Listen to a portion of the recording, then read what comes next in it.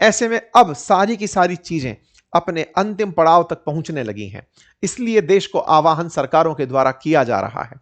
ऐसे हालात बहुत पहले ही हमारे पड़ोसी देश पाकिस्तान, बांग्लादेश, श्रीलंका, इन सब जगह ऑलरेडी बन चुके हैं।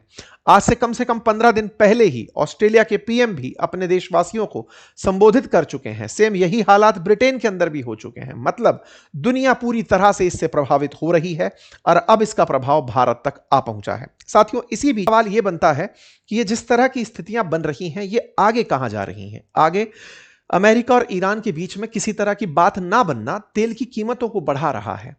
लेबनान और इजराइल के बीच में जो इतने दिन से शांति चली आ रही थी कि चलो सब शांत हो जाएगा, वो शांति अशांति में बदलती दिख रही है।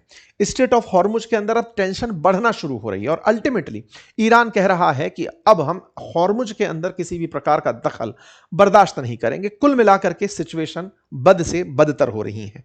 समझ सकते हैं कि 1600 से अधिक जहाज अगर पर्शियन खाड़ी में खड़े हुए हैं, स्ट्रेट ऑफ हॉर्मुज क्रॉस नहीं कर पा रहे हैं, इसका मतलब ये जहाज अपनी अपनी लोकेशंस में एक प्रकार की कस्टडी में है।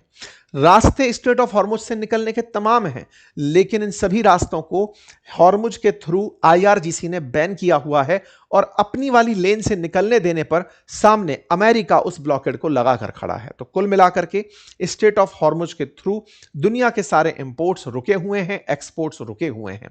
लगातार और अपडेट्स में जानकारी आ रही है कि ईरान ने अब बकायदा एक फॉर्म जारी किया है।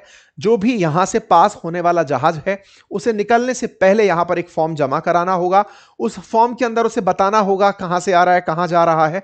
उन सारी जानकारियों के बाद ही ईरान उन्हें कंसीडर करेगा। इसका मतलब जिस तरह से स्वेज कैनाल इजिप्ट चला रहा है, बिल्कुल वैसे ही अब स्ट्रेट ऑफ हॉर्मुज को ईरान चलाने की तैयारी कर रहा है कि आप हमारी परमिशन के बिना यहां से नहीं निकल सकते। हालांकि ये तात्क्षणिक है। जिस दिन पूरी दुनिया को इस बात का एहसास होगा कि ये ईरान की ज्यादती है, तो दुनिया निश्चित ही इस पर कोई ना कोई एक्शन लेगी।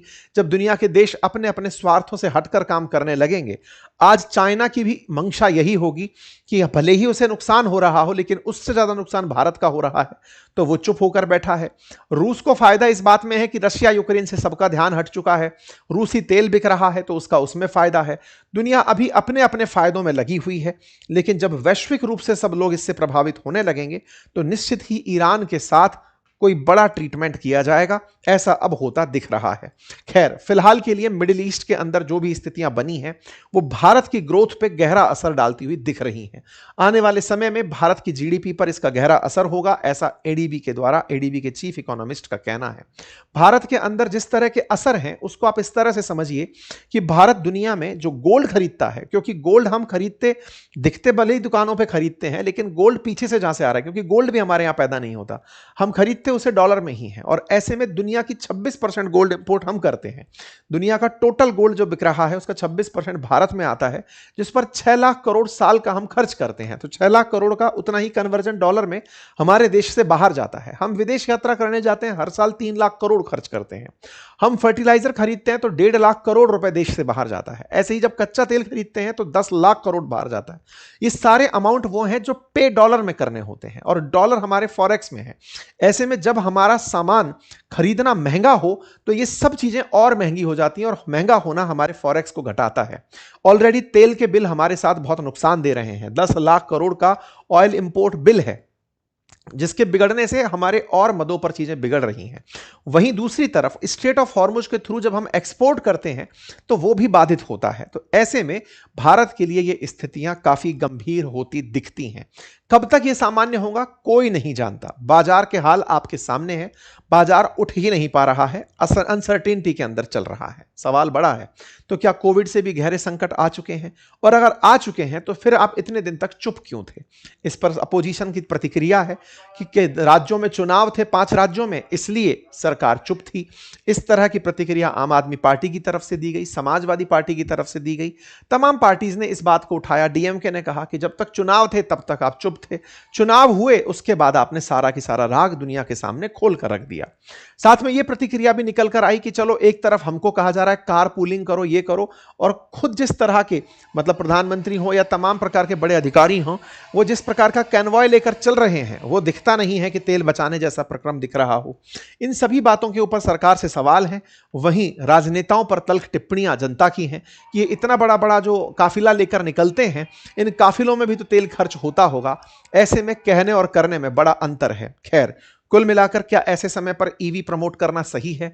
एक मंत्री जी के द्वारा ईवी प्रमोट की जा रही है। क्या मध्यम वर्गीय इतना ज्यादा अमीर है कि आज चलो तेल नहीं खरीद पा रहे, आज चल के मंडी से ईवी खरीद लाते हैं? इतना आसान भी ये काम नहीं है। इसका मतलब जो आप जनता से कह रहे हैं वो करते हुए खुद भी दिखाई दें तो वो काफी प्रभावशाली होता है।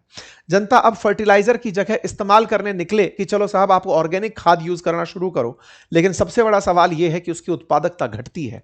उत्पादकता पर जो असर है उसका कंपनसेशन किस तरह से किसानों को मिलेगा? आप समझ सकते हैं कि आप ऐसे एफएमसीजी जो कंपनीज हैं, जो रोजाना आप तक जरूरत के सोप साबुन ये सब पहुंचाती हैं, अब वो खुद प्राइस बढ़ाने की कह रही हैं क्योंकि उनके लिए भी ऑयल महंगा हो रहा है। तमाम प्रकार से जो व्यक्ति है, जो आज देश का आम नागरिक है, उस तक महंगाई ट्रांसफर होना शुरू हो चुका है। रही बात वर्क फ्रॉम होम देने की, तो कंपनीज वर्क फ्रॉम होम तो कर लेंगी, लेकिन सबसे बड़ी दिक्कत यह है कि उससे जो उनकी उत्पादकता घटेगी उसका असर किस तरह कैलकुलेट किया जाएगा? देश की निश्चित ही अर्थव्यवस्था पर इसका बड़ा नकारात्मक असर पड़ेगा। यही कारण है कि जब भी कोई जियोपॉलिटिकल घटना होती है, सवाल सरकारों से यही किया जाता है कि आज आप जो चुप बैठे हैं, इसकी कीमत बहुत से लोगों को चुकानी पड़ेगी। सरकार के द्वारा ऐसे समय पर किसी प्रकार की मध्यस्थता का इनिशिएटिव ना लेना, देश के अंदर वेट एंड वॉच की पॉलिसी बनाए रखना, देश के द्वारा इंटरफेयर ना करना कि नहीं ऐसा मत करो। आज दुनिया के जो देश अपने अपने हितों को सोचकर बैठे हैं, आज उन सब देशों तक ये जो हालात हैं, आज आप जब ऑफिस ना जा पाएं, आप तेल की कीमत ऊंची चुकाएं, जब आप साबुन और सोडे के लिए ज्यादा पैसा खर्च करें, तो आप इसके लिए किसे जिम्मेदार ठहराएंगे? तो आंसर निकल कर आएगा उन देशों की सरकारों को जिन्हें नेतृत्व दिया गया था इंटरफेयर करने का, कि आप रोकें, इन्हें बोलकर टोकें कि नहीं आपकी ये दिक्कतें हम तक पहुंचेंगी। खैर, अब कुल मिलाकर जो भी है, अंतरराष्ट्रीय घटनाओं पर जब कई बार हम विश्लेषण करते हैं तो कई लोगों का तर्क होता है कि सर उन बाहर की दुनिया की चर्चा हमारे देश की खबरों के लिए क्यों की जा रही है? शायद समझ में आ जाए कि जब मैं विदेशों की चर्चा आप लोगों के सामने करता था, क्योंकि वो घटनाएं लौट कर आप तक आएंगी, देर से आएंगी, बस इतना सा असर हो सकता है। जो आज हो रहा है इसका घोषणा तो हमने 1 महीने पहले आपके सामने कर दिया था। 1 महीने पहले आपके सामने डिटेल वीडियो में बता दिया था कि क्या हालात हैं। तो कुल मिलाकर बात यह है कि अब आप सतर्क रहिए, समझदारी से काम करिए, देश को जरूरत है आपकी, तो उसके अंदर इंतजार करते रहिए। बाकी आप लोग इस विषय पर क्या सोचते हैं, अपनी राय कमेंट बॉक्स में जरूर बताएं।